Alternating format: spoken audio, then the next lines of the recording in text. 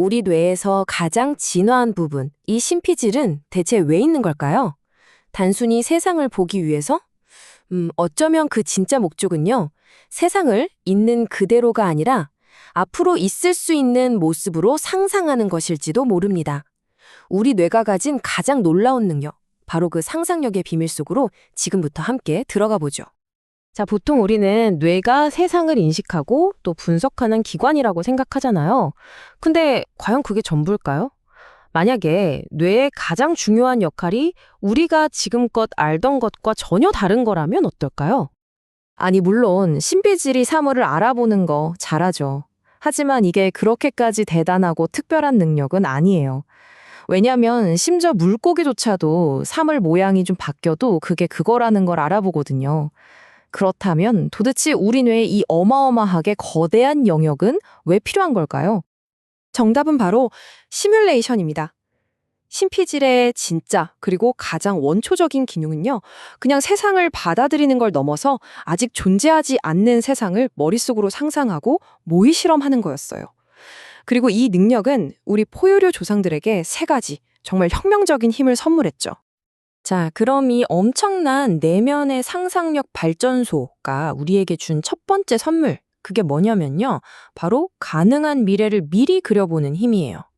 이 능력이 어떻게 작동하는지 보려면 시간을 훌쩍 거슬러 올라가서 1930년대의 한 실험실로 가봐야 합니다.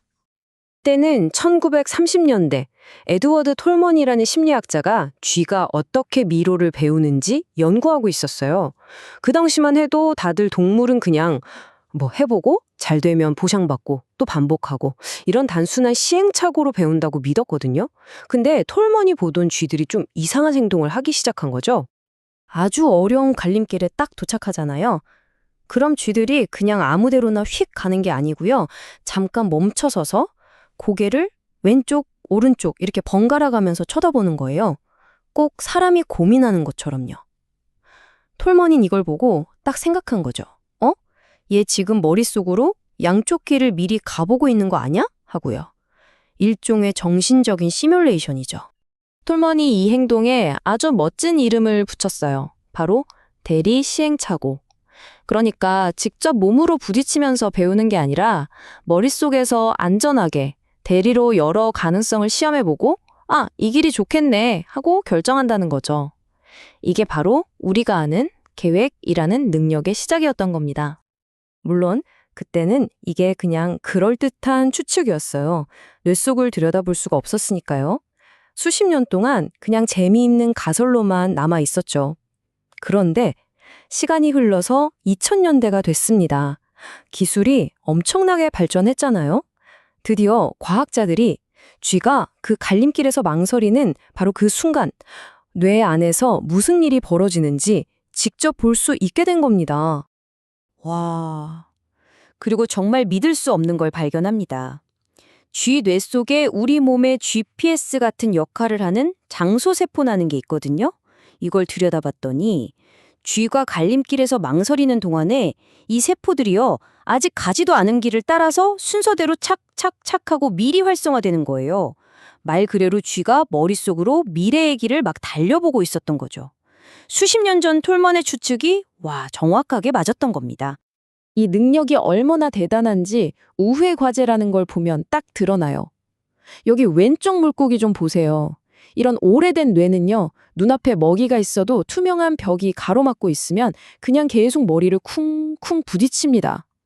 행동으로만 배우는 거죠. 근데 오른쪽 쥐는 어때요? 딱 보고 저기로 돌아가야겠구나 하고 머릿속 지도로 시뮬레이션을 돌려서 바로 길을 찾아내요. 행동이 아니라 생각으로 문제를 푸는 거죠. 이게 바로 엄청난 차이입니다. 자, 이렇게 미래를 시뮬레이션하는 능력, 이게 끝이 아니에요. 여기서 한 단계 더 나아가서 또 다른 엄청난 능력으로 이어지거든요. 그건 바로 과거를 돌아보면서 만약에 내가 그때 다른 선택을 했다면 어땠을까? 이렇게 상상하면서 배우는 능력입니다. 우리 인간이 또 후회와 반추의 동물이잖아요. 그때 그 제안을 받아들였다면 지금쯤 내 인생이 어땠을까? 아니면 오늘 회의에서 내가 왜 그런 바보 같은 말을 뱉었을까? 하면서 밤새 이불킥하는 경험 다들 한 번쯤 있으시죠? 이게 우리를 막 괴롭게 만들기도 하지만요. 사실 여기에는 아주 중요한 진화적인 목적이 숨어 있습니다. 이걸 좀 어려운 말로 반사실적 학습이라고 하는데요. 말이 좀 어렵죠? 쉽게 말해서 실제로 일어나지 않은 일, 그러니까 사실과 반대되는 상황을 머릿속으로 시뮬레이션해서 교훈을 얻는다는 거예요. 진짜 대단한 건 이 능력 덕분에 우리는 직접 겪어보지 않은 실수로부터도 배울 수 있다는 거죠. 내가 가지 않은 길의 결과를 상상하면서 다음번에는 더 나은 선택을 할 수 있게 되는 겁니다. 그래서 과학자들이 또 궁금해진 거예요. 과연 쥐도 우리처럼 후회 비슷한 걸 할까? 이걸 알아보기 위해서 정말 기발한 실험을 하나 설계합니다. 이름하여 레스토랑 로우 실험인데요. 쥐들이 이렇게 동그란 트랙을 돌아요. 트랙에는 레스토랑이 여러 개 있고요. 각 레스토랑 문을 지날 때마다 띠 하고 신호음이 들리는데 이 소리가 음식을 받기까지 얼마나 기다려야 하는지를 알려주는 신호입니다. 자, 여기서 진짜 재밌는 상황이 벌어져요. 쥐가 그냥 그런 맛의 음식이 있는 레스토랑은 지나치고 자기가 제일 좋아하는 음식이 나오는 곳으로 갔어요. 그런데 웬걸 거기서 엄청나게 오래 기다려야 한다는 신호음이 딱 들린 거예요. 그러자 쥐가 어떻게 했을까요?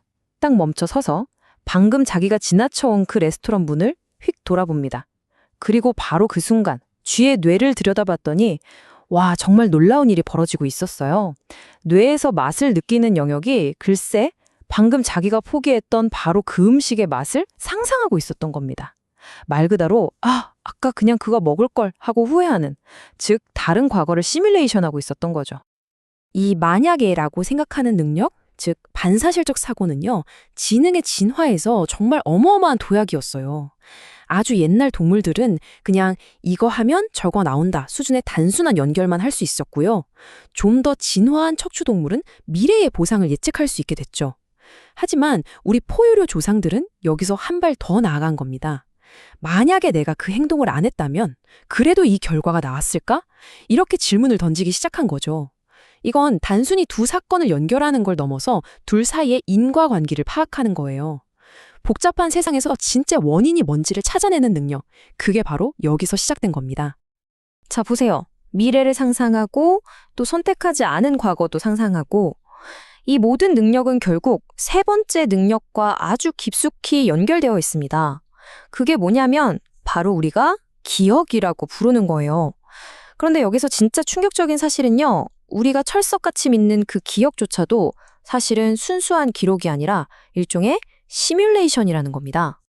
이걸 이야기하려면 신경과학 역사에서 절대 빼놓을 수 없는 한 사람, HM의 이야기를 해야 합니다. 1953년에 이분이 뇌수술을 받은 후에 그만 새로운 기억을 전혀 만들지 못하게 됐어요. 정말 몇 분 전에 나눈 대화도 방금 만난 사람의 얼굴도 다 잊어버리는 거죠. 그의 시간은 영원히 1953년에 멈춰버린 겁니다. 그의 이 슬픈 이야기가 역설적으로 우리에게 기억의 엄청난 비밀을 알려주게 됩니다. MM의 사례와 수많은 뇌과학 연구가 우리에게 알려준 가장 중요한 사실, 이 바로 이거예요. 우리가 어제 있었던 일을 떠올리는 거 있잖아요.